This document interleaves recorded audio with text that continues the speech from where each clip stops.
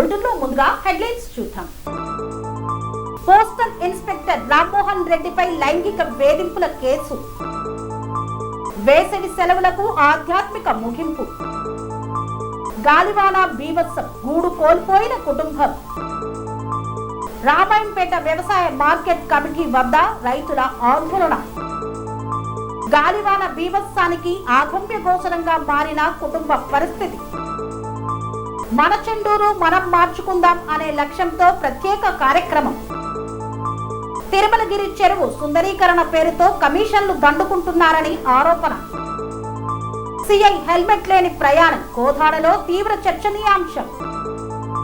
బిఎల్ఏలకు ప్రత్యేక శిక్షణ కార్యక్రమం. న్యాయం చేయాలంటూ కలెక్టర్ కు వినతి పత్రాన్ని అందజేసిన వడ్డెర కాలనీ వాసులు. Peeleru sub division postal inspector Rammohan రెడ్డిపై లైంగిక వేధింపుల కేసు నమోదు చేసిన పోలీసులు.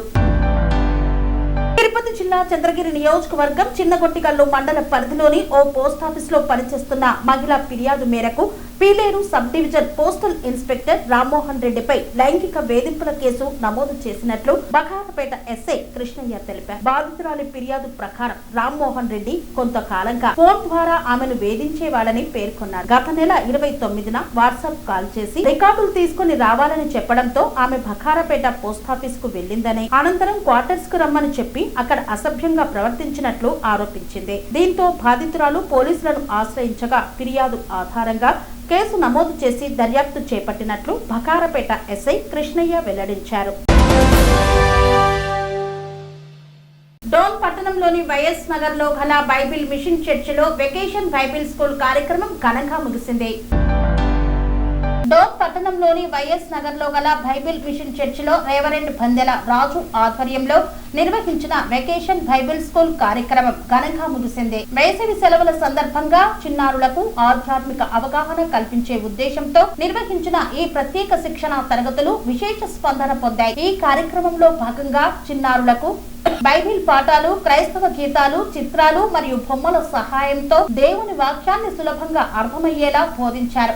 అలాగే ప్రేమ, కరుణ, సేవాభావం, నిజాయితీ వంటి క్రైస్తవ విలువలను చిన్న వయసులోనే అలవర్చుకునేలా వివిధ కార్యక్రమాలు నిర్వహించారు. వెకేషన్ బైబిల్ స్కూల్ ద్వారా పిల్లలలో ఆధ్యాత్మిక చైతన్యం పెంపొందించడంతో పాటు వారి వ్యక్తిత్వ వికాసానికి దోహదపడే అంశాలపై ప్రత్యేక శ్రద్ధ చూపినట్లు నిర్వాహకులు తెలిపారు. ఈ కార్యక్రమం ముగింపు సందర్భంగా పాల్గొన్న చిన్నారులకు బహుమతులు అందజేసి అభినందించారు. ఈ సందర్భంగా రేవరెండ్ బందెల రాజు మాట్లాడుతూ సెలవులను సద్వినియోగం చేసుకుంటూ దేవుని వాక్యాన్ని నేర్చుకోవడం ద్వారా పిల్లలు మంచి నడవడిక, నైతిక విలువలు మరియు ఆధ్యాత్మిక జీవన విధానాన్ని అలవర్చుకోవడానికి సహాయపడుతుందని తెలిపారు. ఈ కార్యక్రమానికి Guntur Kakani Bible mission president reverend Samuel Kiran phone ద్వారా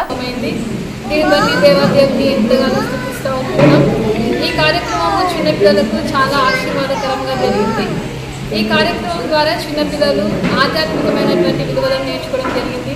తల్లిదండ్రులకి సమాజంలో నైతిక విలువలను నేర్చుకుంటే పరిశుద్ధ గ్రంథంలోని ఆధ్యాత్మిక విలువల ద్వారా దేవుడు మన కొరకు సిద్ధపరిచినటువంటి రక్షణ మార్గంలో పిల్లలను ఏ విధంగా నడిపించాలి, తర్వాత వారి యొక్క జీవితంలో వారి యొక్క నడవడికలు ఏ విధంగా ఉండాలి, దేవుని యందు భయభక్తులు కలిగి ఏ విధంగా జీవించాలి, పెద్దలకు విధేయత కలిగి ఏ విధంగా జీవించాలి అనేటువంటి అనేక విషయాలను పిల్లలకు బోధించడం జరిగింది.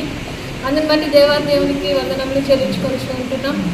ఇంకా ఈ యొక్క బుక్స్ని చూసినట్లయితే ఈ బుక్స్ ద్వారా కూడా పిల్లలకు ఎంతగానో ఉపయోగపడేటువంటి స్టోరీస్, బైబుల్ నుంచి వచ్చినటువంటి కథల ద్వారా వివరించడం జరిగింది. దీన్ని బట్టి కూడా దేవునికి వందనములు చెల్లించుకోవచ్చు.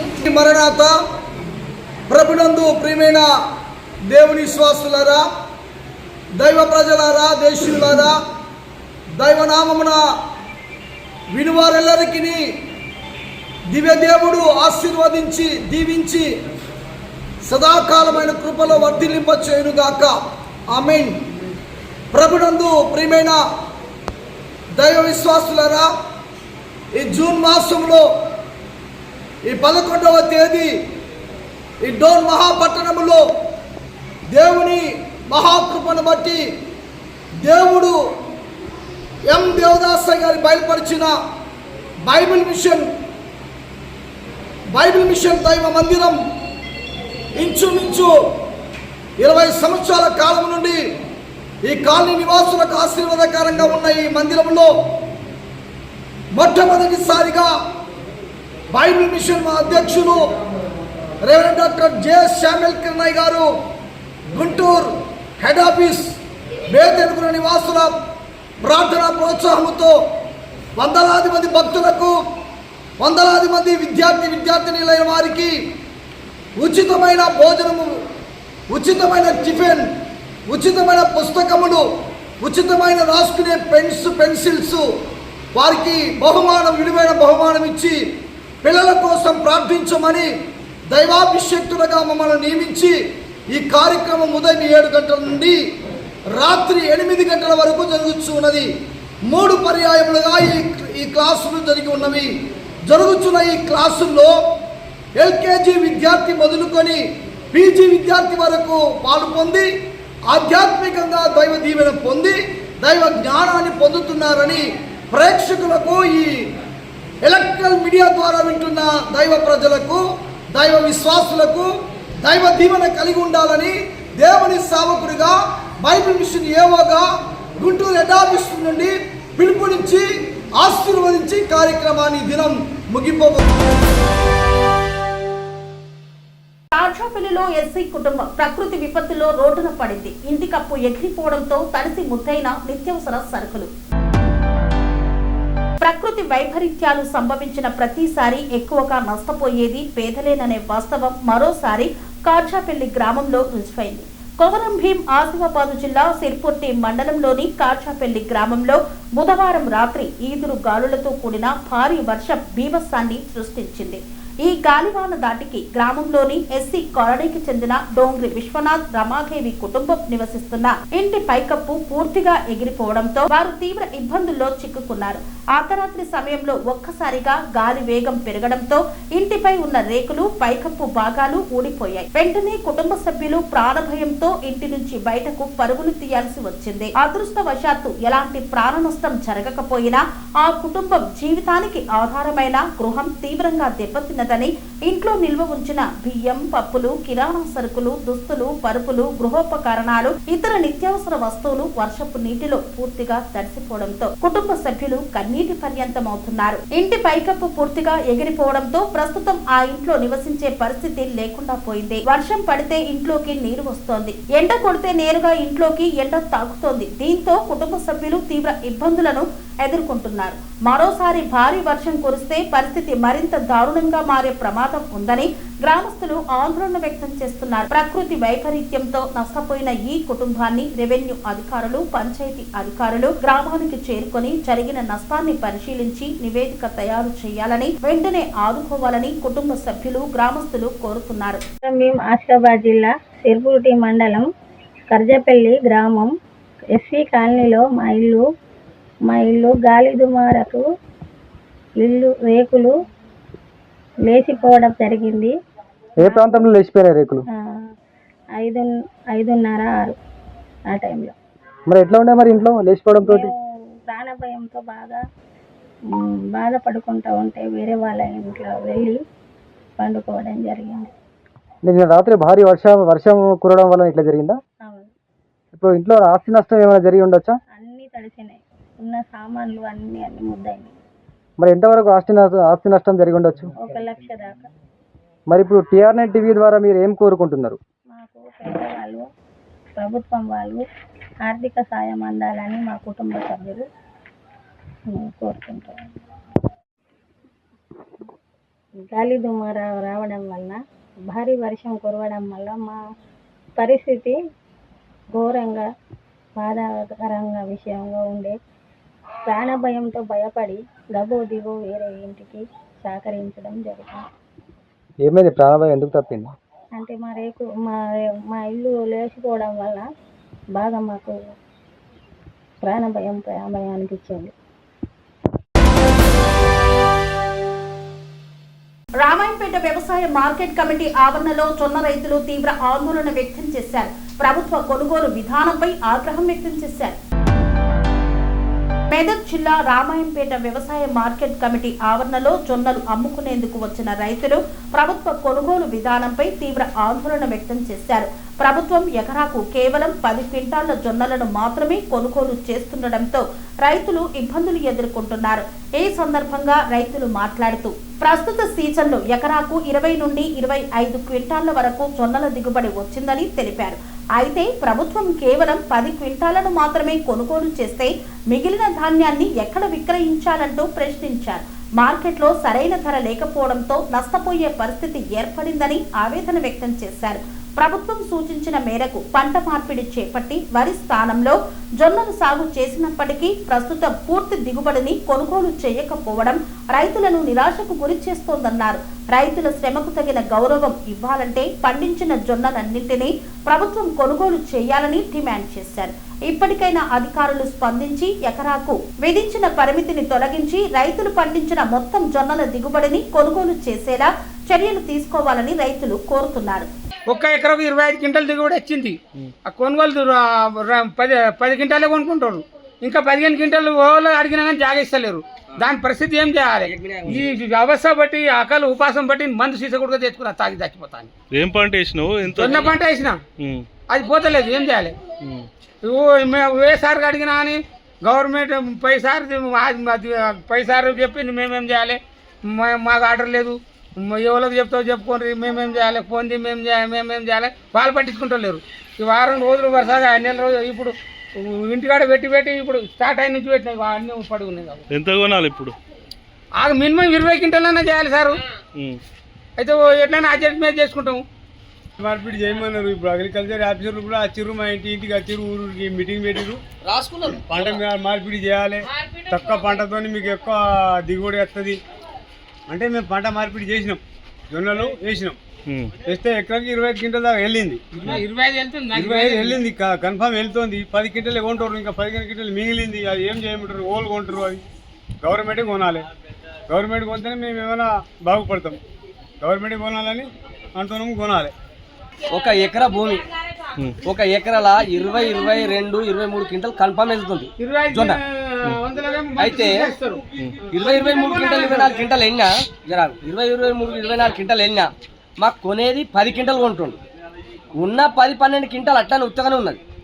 మంది పేర్ల మీద బతిమలాడితే మాకు క్వింటల్కు 1000 రూపాయలు ఇరు లంచం, 1500 ఇరి అయితే ఇస్తాం మేము. మా జొన్నది మేము జొన్న రాపించుకున్నాము కానీ 1000, 1500 ఇస్తే మాకు ఇస్తాం అనే మాట మాట్లాడుతారు.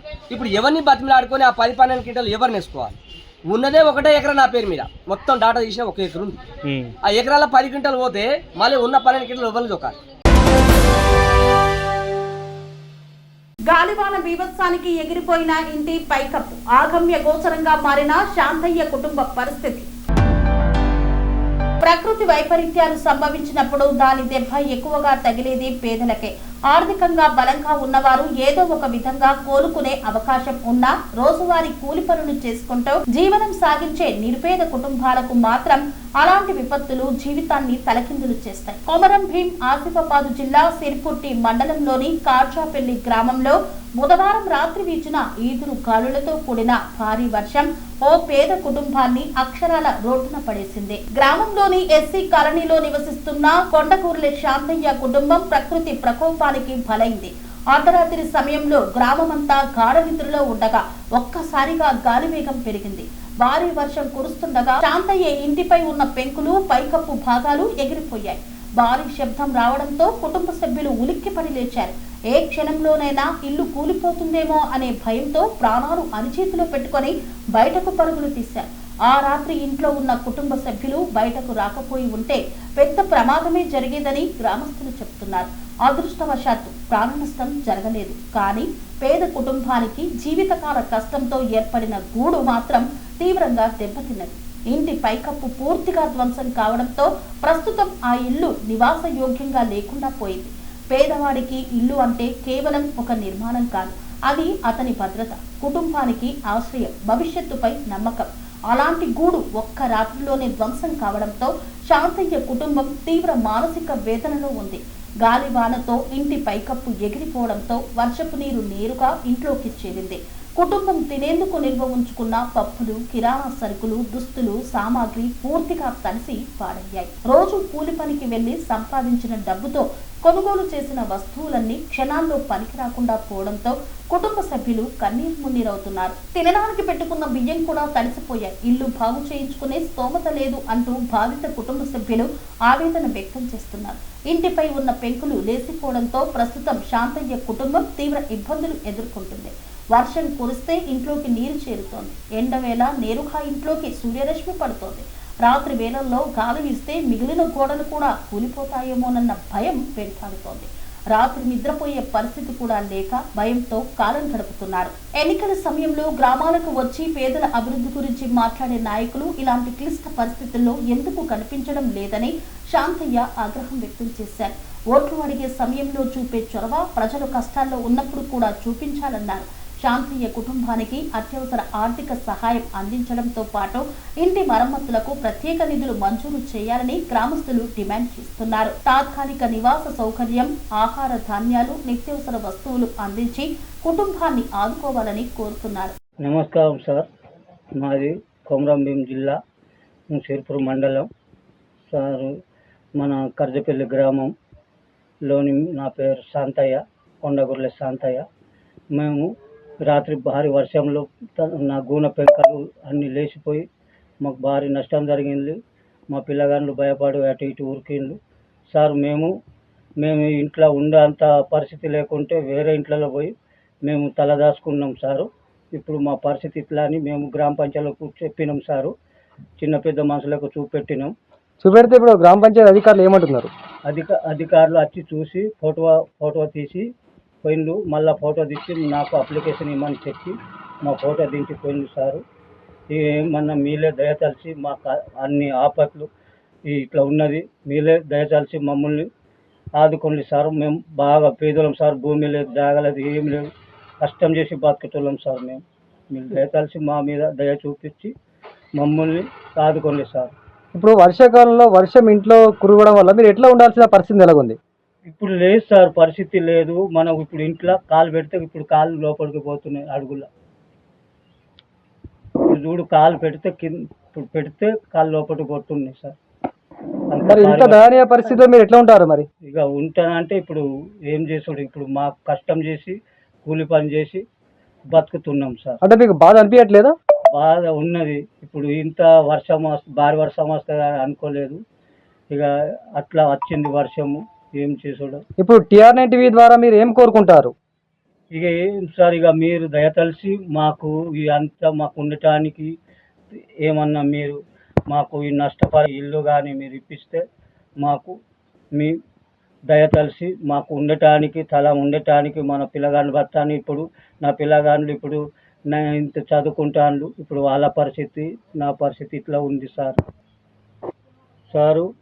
మాకు అప్పుడు ఎలక్షన్ వచ్చినప్పుడు దగ్గరికి వచ్చి మమ్మల్ని ఓటేయమని అడుగుతారు. ఇప్పుడు ఇటువంటి వచ్చిందని మేము గ్రామ పంచాయతీ దగ్గర మేము పోయినా కూడా వచ్చి చూసి మీరు చూపెట్టు మీకు వస్తానే అంటారు. ఇటువంటి ఇబ్బందుల్లో మమ్మల్ని ఇప్పుడు ఆదుకునేటోళ్ళు లేదు. మీలే దయతలిసి మమ్మల్ని ఆదుకొని మీలే మమ్మల్ని ఇక్కడ నుంచి ఈ దీంట్లో నుంచి మాకు బయట తీసి మా పిల్లగాళ్ళకు మాకు చోట తలదాచానికి చేసి మాకు ఇల్లు మంజూరు చేసి మనకు నష్టపరిహారం చెల్లించి మీరు ఏమైనా దయతలిసి మీకే మీ కృతజ్ఞతలు చెల్లిస్తున్నా సార్. మీలే దయతలిసి మీరు పెద్ద మనుషులు, పెద్ద మీలే ఇది. మన చెండూరు వాళ్ళు మన చెండూరు మనం మార్చుకుందాం అనే లక్ష్యంతో 1వ వార్డులో ప్రత్యేక కార్యక్రమాన్ని నిర్వహించారు. గ్రామంలో ఉన్న ప్రజా సమస్యలను గుర్తించి వాటి పరిష్కారం కోసం కృషి చేయాలనే ఉద్దేశంతో మన చెండూరు మనం మార్చుకుందాం అనే లక్ష్యంతో మన చెండూరు వాళ్ళ ఆధ్వర్యంలో 1వ వార్డులో ప్రత్యేక కార్యక్రమాన్ని నిర్వహించారు.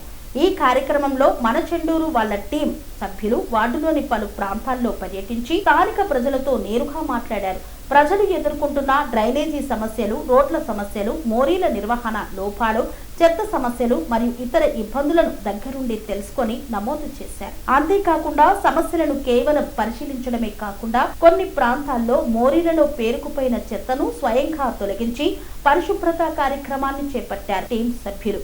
మోరీలను శుభ్రం చేయడంతో స్థానిక ప్రజలు హర్షం వ్యక్తం చేశారు. ఈ సందర్భంగా ప్రజలు తమ సమస్యలను నేరుగా టీం సభ్యులకు వివరించగా వాటిని సంబంధిత అధికారుల దృష్టికి తీసుకువెళ్లి పరిష్కారం కోసం నిరంతరం కృషి చేస్తామని మన చెండూరు వాళ్ళ ప్రతినిధులు తెలిపారు. ప్రజల భాగస్వామ్యంతో గ్రామ అభివృద్ధి సాధ్యమవుతుందని పేర్కొన్న టీం సభ్యులు రానున్న రోజుల్లో చెండూరులోని ఇతర వార్డుల్లో కూడా ఇదే తరహా కార్యక్రమాలను నిర్వహించనున్నట్లు వెల్లడించారు. తిరుమలగిరి చెరువు సుందరీకరణ పేరుతో కమిషన్లు దండుకుంటున్నారని, పనులు మాత్రం జరగడం లేదని ఆగ్రహం వ్యక్తం చేసిన మన్నె క్రిషాంక్. 9 కోట్లతో తిరుమలగిరి చెరువు అభివృద్ధి పనులు అంటూ ఎమ్మెల్యే హడావుడి చేశారు. ఇక్కడ చూస్తే కనీసం క్లీనింగ్ కూడా లేదంటూ మన్నె క్రిషాంక్ ఫైర్ అయ్యారు. గురువారం రోజున తిరుమలగిరి చెరువు అభివృద్ధి పనుల వివరాలను తెలుసుకున్నారు. అభివృద్ధి పేరుతో కోట్ల రూపాయల కమిషన్లు మింగేయాలని చూస్తున్నారు. గత బీఆర్ఎస్ ప్రభుత్వం చెరువు సుందరీకరణ కోసం 6 కోట్లు విడుదల చేసిందని, ఇప్పుడు ఆ పనుల అంచనాలను 10 కోట్లకు పెంచి 3 కోట్ల కమిషన్ కొట్టేయాలని చూస్తున్నారని, ఏప్రిల్లో హడావుడిగా పనులు ప్రారంభించారని, వర్షాకాలం ప్రారంభమైన పనులు పూర్తి కాలేదని, ప్రజల డబ్బుతో కమిషన్ల రాజకీయం కాకుండా అభివృద్ధి పనులపై దృష్టి పెట్టాలని మన్నె క్రిషాంక్ మీడియాతో తెలిపారు. 2023లో ఎలాంటి పవర్ లేకున్నా కూడా మరి మాజీ కంటోన్మెంట్ బోర్డు సభ్యులు శ్యామ్ కుమార్ గారు పదే ఈ తిరుమలగిరి చెరువు ఎట్లనన్నా పరిష్కారం చేయాలని ఎంబడిపడి, అప్పుడు వాస్తవం చెప్పాలంటే నేను కూడా ఎమ్మెల్యేని ప్రజాప్రతినిధిని కూడా కాదు, కానీ ఏదైనా చేసి కేటీఆర్ గారిని మనం రిక్వెస్ట్ చేసుకొని తిరుమలగిరి చెరువు విషయమై మనం పరిష్కారం చేసుకోవాలి. స్థానికులకు అందరు కూడా ఇక్కడ ఇబ్బంది అవుతుంది. 3 చోట్ల నుంచి ఇక్కడికంతా కూడా ఆ డ్రైనేజ్ ఇదంతా కూడా ఇక్కడికి వచ్చి దోమలు ఇవన్నీ కూడా ఇబ్బందులు అవుతున్నాయని వారు చెప్తే, అప్పుడు కేటీఆర్ గారిని కోరి 2023లో 6 జూలై నాడు, అంటే కొన్ని నెలలు ఫాలో అప్ చేసిన తర్వాత ఈ జియో విడుదలైంది. 2023లో గౌరవనీయులు అప్పటి మున్సిపల్ శాఖ మంత్రి కేటీఆర్ గారు, మరి పవర్ లో లేని శ్యామ్ కుమార్ గారైనా మేమైనా కూడా ఒకటి కంటోన్మెంట్ బోర్డు ను 2.90 crores మీరు డిపాజిట్ చేయండి. హైదరాబాద్ మెట్రో వాటర్ బోర్డు నుంచి కూడా మేము కూడా మరి డిపాజిట్ చేస్తాం, మేము కూడా దీని యొక్క వర్క్స్ స్టార్ట్ చేస్తామని జియో రిలీజ్ చేయడం జరిగింది. ఆ తర్వాత అందరికి తెలిసిన విషయమే, ఎన్నికలు వచ్చినాయి, ఎన్నికల కోడ్ ఎన్నికలు వచ్చిన తర్వాత ప్రభుత్వం మారింది. ఇక దాని అనంతరం మొన్న ఏప్రిల్లో గౌరవ కాంగ్రెస్ ఎమ్మెల్యే గారు ఇక్కడికి వచ్చారు, ఇక్కడ పర్యటించారు. ప్రొక్లైనర్లు, జేసీబీలు మొత్తం హడావిడి అవన్నీ కూడా అధికారులను పిలిపించి ఇక్కడ మ్యాప్లు చేసి ఆనాడు ప్రకటన కూడా చేసిరు. ఏంటంటే 9 కోట్ల రూపాయలతోని ఇక్కడ రన్నింగ్ చేయొచ్చు, యోగా చేయొచ్చు, జాగింగ్ చేయొచ్చు, వాకింగ్ చేయొచ్చు, ఇక్కడ కూర్చొని ముచ్చట్లు పెట్టుకోవచ్చు, ఇవన్నీ పెద్ద హడావిడి చెప్పారు. చెప్పిన తర్వాత ఏప్రిల్ అయిపోయింది, మే అయిపోయింది, ఇవాళ జూన్ లోకి వచ్చినాం. రేపో మాపో వర్షాలు కూడా మొదలైంది. ఇవాళ వచ్చి ఇక్కడ చూస్తే ఎలాంటి పనులు చేపట్టిన పరిస్థితి లేదు. ఇక్కడ ఒక్క జేసీబీ, ప్రొక్లైనర్ ఏది కూడా కనబడతలేదు. ఎక్కడికక్కడనే వదిలేసిన పరిస్థితి. కేవలం షో మాత్రమే చేస్తున్నారా? ఇప్పుడు మీడియా ముందే మేము డైరెక్ట్ గా నేరుగా ప్రాజెక్ట్ మేనేజర్ గారికి కూడా కాల్ చేసి అడిగినాం, అసలు ఏంది ఇది, మా టైంలో మేము విడుదల చేసిన ఫండ్ ఇది, మరి 9 కోట్ల మీరు దాన్ని అంచనా అనేసి ఆ రోజు ఎమ్మెల్యే గారు ప్రకటించారు కదా, దాన్ని పెంచారు కదా, మరి ఇది ఆయన కమిషనా నిజంగానే దాని ఖర్చు అయినప్పుడు పని కూడా కనబడాలి కదా. పని లేదు, ఇక్కడ జరిగిన పని ఏమీ కనబడతలేదు. ఇక్కడ రన్నింగ్ కాదు కదా, వాకింగ్ కాదు కదా, కనీసం క్లీనింగ్ కూడా చేసిన పరిస్థితి లేదు. మళ్ళా అదే పాకురు, ఆ గడ్డి అవన్నీ కూడా పెరిగినాయి. అంటే దాని అర్థం ఏందన్నట్టు, కేవలం ఆనాడు హడావిడి చేసి మాత్రమే షో పుటప్ చేసి వెళ్ళిపోయిన పరిస్థితి. రేపు మళ్ళా వర్షాలు వస్తే మళ్ళా అదే ఇబ్బంది అవుతుంది. ఎమ్మెల్యే గారిని కూడా మేము కోరడం ఏంటంటే, సీరియస్ గా పనిచేయండి. కేవలం వీడియోల కోసమో ఇన్స్టాగ్రామ్ రీళ్ల కోసం కాదు. కంటోన్మెంట్ ప్రజలను ఇక మోసం చేసుడు బంద్ చేయండి. అధికారులకు మీరు ఒక ఎమ్మెల్యే తరహాలో అధికారులను, పై అధికారులను, కలెక్టర్లను. కోదాడ పట్టణంలో సిఐ శివశంకర్ నాయక్ ఆధ్వర్యంలో నిర్వహించిన అలైవ్ అరేవ్ కార్యక్రమం తీవ్ర చర్చనీయాంశమైంది. సూర్యాపేట జిల్లా కోదాడ పట్టణంలో సిఐ శివశంకర్ నాయక్ ఆధ్వర్యంలో నిర్వహించిన అలైవ్ అరేవ్ కార్యక్రమం తీవ్ర చర్చనీయాంశమైంది. ట్రాఫిక్ నిబంధనలు పాటించేలా వాహనదారులకు అవగాహన కల్పించేందుకు పట్టణంలో పోలీసులు ర్యాలీ నిర్వహించారు. ఈ ర్యాలీలో CI Shivashankar Nayak number plate లేని ద్విచక్ర వాహనంపై హెల్మెట్ లేకుండా ప్రయాణించారు. సిఐ బాధ్యత రాహిత్యంగా వ్యవహరించారని పలువురు ఆరోపిస్తున్నారు. సామాజిక మాధ్యమాల్లో వీడియో వైరల్ కావడంతో సామాన్య వాహనదారులకు షరతులు పెట్టే పోలీసులు వారు మాత్రం నియమాలు పాటించడం లేదంటూ ఆవేదన వ్యక్తం చేస్తున్నారు. యాదాద్రి భువనగిరి జిల్లా టీపీసీసీ ఆధ్వర్యంలో బిఎల్ఏలకు ప్రత్యేక శిక్షణ కార్యక్రమాన్ని నిర్వహించారు. యాదాద్రి భువనగిరి జిల్లా యాదగిరిగుట్ట పట్టణంలో తెలంగాణ ప్రదేశ్ కాంగ్రెస్ కమిటీ ఆధ్వర్యంలో ఓటర్ల జాబితా ప్రత్యేక సమగ్ర సవరణ కార్యక్రమంపై బూత్ లెవెల్ ఏజెంట్ల కోసం ప్రత్యేక శిక్షణ కార్యక్రమాన్ని ఘనంగా నిర్వహించారు. రానున్న ఎన్నికలను దృష్టిలో ఉంచుకొని ఓటర్ల జాబితాలో అర్హులైన ప్రతి ఒక్కరి పేర్లు నమోదు కావడం, అనర్హుల పేర్ల తొలగింపు, వివరాల సవరణ వంటి అంశాలపై బిఎల్ఏలకు సమగ్ర అవగాహన కల్పించారు. ఈ కార్యక్రమానికి ముఖ్య అతిథులుగా ప్రభుత్వ whip, Aler MLA Birla Ailaiah, Bhuvanagiri MP Chamala Kiran Kumar Reddy, AICC కార్యదర్శి మరియు తెలంగాణ ఇన్ఛార్జ్ సచిన్ సావంత్, మహిళా కార్పొరేషన్ చైర్పర్సన్ బండ్రు శోభారాణి హాజరయ్యారు. ఈ సందర్భంగా వారు మాట్లాడుతూ ఓటర్ల జాబితా ప్రజాస్వామ్యానికి మూల స్తంభమని పేర్కొన్నారు. ప్రతి అర్హుడైన ఓటరు పేరు జాబితాలో ఉండేలా బిఎల్ఏలు క్షేత్రస్థాయిలో చురుకుగా పనిచేయాలని సూచించారు. ఇంటింటికి వెళ్లి కొత్త ఓటర్ల నమోదు, చిరునామా మార్పులు, పేరు లేదా ఇతర వివరాల్లో ఉన్న తప్పులను సరిచేయించే ప్రక్రియలో బాధ్యతాయుతంగా వ్యవహరించాలని కోరారు. అలాగే ఎన్నికల సంఘం నిర్దేశించిన మార్గదర్శకాలను ఖచ్చితంగా పాటిస్తూ ఓటర్ల జాబితా సవరణ ప్రక్రియను విజయవంతం చేయాలని తెలిపారు. పార్టీ శ్రేణులు, బిఎల్ఏలు సమన్వయంతో పనిచేసి ప్రజలకు అవగాహన కల్పించాలని, ఓటు హక్కు వినియోగంపై ప్రతి కుటుంబానికి సమాచారం చేరవేయాలని సూచించారు. బిఎల్ఏలకు శిక్షణ కార్యక్రమంలో శ్రీ యాదగిరి లక్ష్మణ స్వామి సన్నిధిలో ఇక్కడ ఆలయ వర్గంలో 309 బూతులకు బూత్ ఏజెంట్లుగా శిక్షణ ఇవ్వడం జరిగింది. ముఖ్యంగా భారతదేశంలో మోడీ అనే ఒక నియంత్రిత పాలన ద్వారా సర్ పేరు మీద కాంగ్రెస్కి ఏదైతే అనుబంధంగా ఉన్నటువంటి ఓట్లను తొలగించి అడ్డదారిన అధికారం రావాలి, అన్ని రాష్ట్రాలను హస్తగతం చేసుకోవాలని చెప్పి ఒక పెద్ద కుట్ర జరుగుతున్న సమయంలో కాంగ్రెస్ పార్టీ అక్కడ ఏఐసిసి కానీ ఇక్కడ పిఐసిసి కానీ అప్రమత్తమై బూత్ లెవెల్లో బిఎల్ఏలకు ట్రైనింగ్ శిక్షణ కార్యక్రమం ఏర్పాటు చేయడం, ఇలా పెద్ద ఎత్తున ఈ ఆలయ నియోజకంలో ఈ శిక్షణ కార్యక్రమం ఏర్పాటు చేస్తున్నాం. ముఖ్యంగా మోడీ గారు నేను 12 సంవత్సరాలు పూర్తి చేసుకుని విర్రవీగుతున్నాడు. 12 సంవత్సరాలు పూర్తి చేసుకున్న సందర్భంలో సంబరాలు చేసుకుంటున్నారు. కానీ పేదోడి నడ్డి విరిసే విధంగా ఆయన పాలన ఉంది. కార్పొరేట్ స్థాయిలకు, కార్పొరేట్ సంస్థలకు కొమ్ము కాసి పేదోడి నడ్డి విరుస్తున్నాడు. మరి కాంగ్రెస్ పార్టీ గాంధీ కుటుంబం అంటేనే త్యాగాల కుటుంబం, భారతదేశానికి స్వతంత్రం తెచ్చి ఎన్నో సంస్కరణలు చేసి ఇలా సొంత ఆస్తులను కూడా భారతదేశ ప్రజలకు త్యాగం చేసి ప్రాణత్యాగం చేసిన కుటుంబం గాంధీ కుటుంబం. మరి మోడీ గారు అడ్డదారిలో అధికారంలోకి వచ్చి మొన్ననే 420 ఇస్తే భారతదేశ రాజ్యాంగాన్ని మారుస్తుంటే భారతదేశ ప్రజలు బుద్ధి చెప్పి అత్తసరిమతో అధికారంలోకి వచ్చిన మోడీ గారు ఇలా విర్రవీగుతున్నారు. మరి ముఖ్యంగా తెలంగాణలో ఈ ఓట్ల చోరీ వల్ల మళ్ళొక్కసారి అధికారం రావాలని ప్రయత్నం చేస్తున్నారు. కానీ తెలంగాణలో తెలంగాణ ప్రజలు నైజామునే గోరిగట్టినటువంటి ప్రజలు కాబట్టి నీ దొంగ ఓట్లు, నీ సర్ పేరు మీద ఓట్లు తొలగిస్తే ఇక్కడ ఊరుకునే లేదని చెప్పి ప్రతి కార్యకర్తను సైనికుల లెక్క తయారు చేసి ఇలా బిఎల్ఏలకు శిక్షణ ఇస్తున్నాం. ముఖ్యంగా బిఎల్ఏలంతా కూడా ఈ ఓట్ల తొలగింపు కార్యక్రమంలో కానీ చేర్పుల కార్యక్రమంలో యాక్టివ్గా ఉండాలి అని చెప్పి మా పిసిసి ఆదేశాల మేరకు ఇలా శిక్షణ ఇవ్వడం జరిగింది. ముఖ్యంగా భారతదేశంలో సుస్థిర పాలన, దేశ అభివృద్ధి కావాలంటే కాంగ్రెస్ పార్టీ అధికారం రావాలి. గతంలో కాంగ్రెస్ పార్టీ ఇందిరాగాంధీ కానీ, నెహ్రూ కానీ, జవహర్లాల్ నెహ్రూ కానీ ఎన్నో సంస్కరణలు తెచ్చారు. ఎన్నో పేద ప్రజలకు అక్కడి గ్రామాల్లో సొంత హక్కుగా, పని ఒక హక్కుగా ఎన్ఆర్ఈ చేసేస్తే దానికి తూట్లు పొడిచి ఎంజీఏ రామ్జీ అని చెప్పి ఒక కొత్త పథకం తెచ్చి పేదోడికి నడ్డి విరుస్తారు. కాబట్టి తప్పకుండా భారతదేశ ప్రజలు, ముఖ్యంగా తెలంగాణ ప్రజలు మోడీకి గోరి కట్టాలి. మన భావి ప్రధానిగా చేసుకోవాల్సిన రాహుల్ గాంధీ గారిని ప్రధాని చేసుకోవాలని బాధ్యత మనం ఉంది. కాబట్టి ప్రతి బూత్లో బిఎల్ఏలకు బాధ్యతగా ఈ సర్ కార్యక్రమంలో దాంట్లో పాల్గొనాలని చెప్పి విజ్ఞప్తి చేస్తూ దీనికి వచ్చిన మా అందరికీ కూడా మా నాయకులకు పేరు ధన్యవాదాలు తెలుసు. దాచారం వడ్డెర కాలనీ నివాసులు సిద్దిపేట జిల్లా కలెక్టర్ ను కలిసి వినతి పత్రాన్ని సమర్పించారు. తమకు న్యాయం చేయాలని కోరారు. సిద్దిపేట జిల్లా గజ్వేల్ మండలం గ్రామం దాచారం ఎల్లమ్మ టెంపుల్ నుండి వడ్డెర కాలనీకి పోయే బీటీ రోడ్డు ప్రహారీ గోడ పెట్టారు. మాకు రోడ్డుపై వెళ్లేందుకు దారి లేదు. సర్వే నెంబర్ 90లో ఈ 16 గుంటల భూమి కబ్జా చేశారు. ఎంఆర్ఓని కలిశాం, ఆర్ఐని కలిశాం. నక్షలో రోడ్డు లేదని మమ్మల్ని బెదిరిస్తున్నారు ఆర్ఐ.